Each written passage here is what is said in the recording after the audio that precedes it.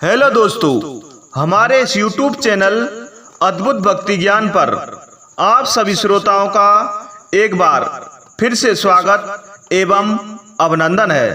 श्रोताओं, आज हम आपको 4 मूर्ख पंडितों के बारे में बताएंगे। अगर श्रोताओं आपने हमारे इस अद्भुत भक्ति ज्ञान चैनल को सब्सक्राइब नहीं किया है तो कृपया करके सब्सक्राइब कर दें और उसके पास एक छोटा सा बेल आइकन बटन होगा, उसको भी प्रेस कर दें, जिससे हमारी आने वाली वीडियो का नोटिफिकेशन सबसे पहले आप लोगों तक पहुंच सके। तो श्रोताओं, चलते हैं सीधे अपनी वीडियोज पर। श्रोताओं, एक स्थान पर 4 ब्राह्मण रहते थे। चारों विद्याभ्यास के लिए कान्यकुब्ज गए। निरंतर 12 वर्ष तक विद्या पढ़ने के बाद वे संपूर्ण शास्त्रों के पारंगत विद्वान हो गए, किंतु व्यवहार बुद्धि से चारों खाली थे। विद्याभ्यास के बाद चारों स्वदेश के लिए लौट पड़े। कुछ देर चलने के बाद वे रास्ता भटक गए। किस मार्ग से जाना चाहिए इसका कोई भी निश्चय न था। वे वहीं बैठ गए। इसी समय वहां से एक मृत वैश्य बालक की अर्थी निकलती है। श्रोताओं, अर्थी के साथ बहुत से महाजन भी थे। महाजन नाम से उनमें से एक को कुछ याद आ गया। उसने पुस्तक के पन्ने पलटकर देखा तो लिखा था, महाजनों एन गत से पंथा, अर्थात जिस मार्ग से महाजन जाए वही मार्ग है। पुस्तक में लिखे को ब्रह्मा वाक्य मानने वाले चारों पंडित महाजनों के पीछे पीछे शमशान की ओर चल पड़े। श्रोताओं, थोड़ी दूर शमशान में उन्होंने एक गधे को खड़ा हुआ देखा।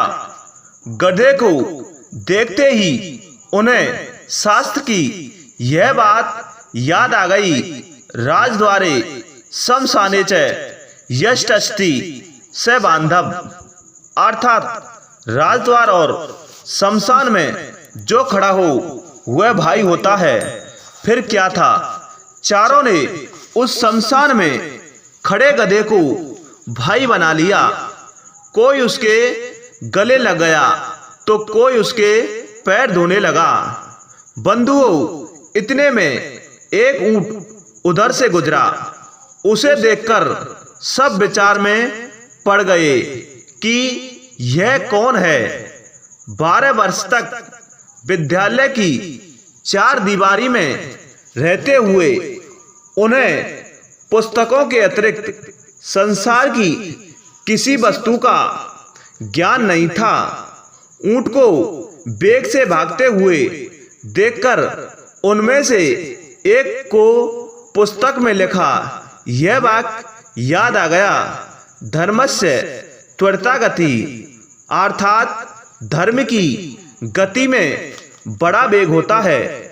उन्हें निश्चय हो गया कि वेग से जाने वाली यह वस्तु अवश्य धर्म है।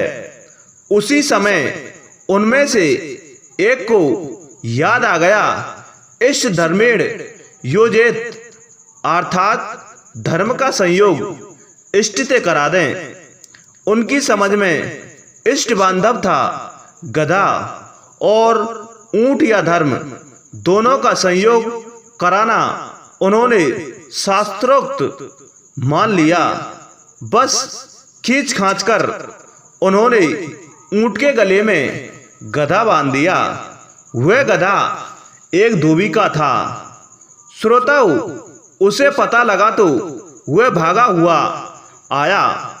उसे अपनी ओर आता देखकर चारों शास्त्र पारंगत पंडित वहां से भाग खड़े हुए। बंधुओं, थोड़ी दूर पर एक नदी थी। नदी में पलाश का एक पत्ता तैरता हुआ आ रहा था। इसे देखते ही उनमें से एक को याद आ गया, आगमष्टि यत्पत्र तत्स्मृता इष्टति, अर्थात जो पत्ता तैरता हुआ आएगा वही हमारा उद्धार करेगा। उद्धार की इच्छा से वह मूर्ख पंडित पत्ते पर लेट गया। पत्ता पानी में डूब गया तो वह भी डूबने लगा। बंधुओं, केवल उसकी शिक्षा पानी से बाहर रह गई। इसी तरह बहते बहते जब वह दूसरे मूर्ख पंडित के पास पहुंचा तो उसे एक और शास्त्रोक्त वाक्य याद आ गया, सर्वनाशे समुद्र पत्ते अर्थ तजति। पंडित अर्थात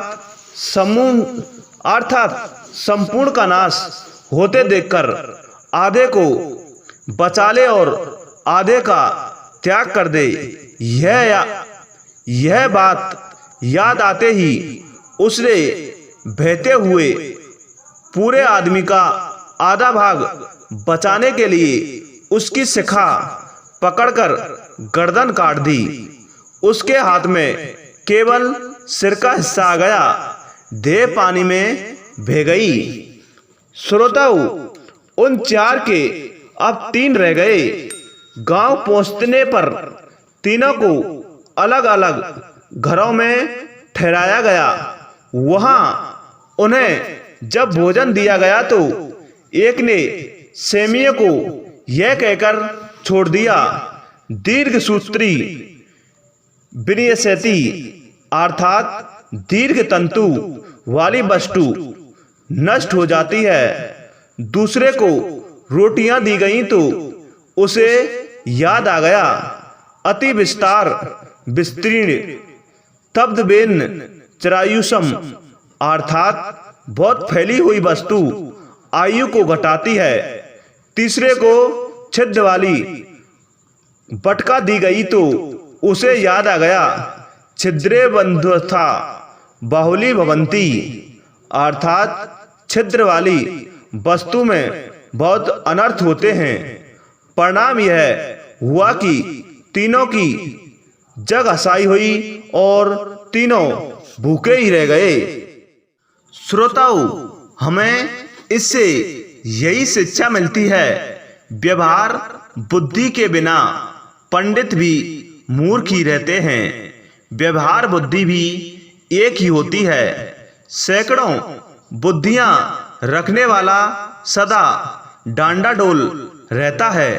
अगर श्रोताओं आपको हमारी यह कहानी पसंद आई हो तो कृपया हमारे चैनल को सब्सक्राइब कर दें और उसके पास एक छोटा सा बेल आइकन बटन होगा, उसको भी प्रेस कर दें, जिससे हमारी आने वाली वीडियो का नोटिफिकेशन सबसे पहले आप लोगों तक पहुंच सके। तो श्रोताओं, इसी के साथ जय हिंद, जय भारत।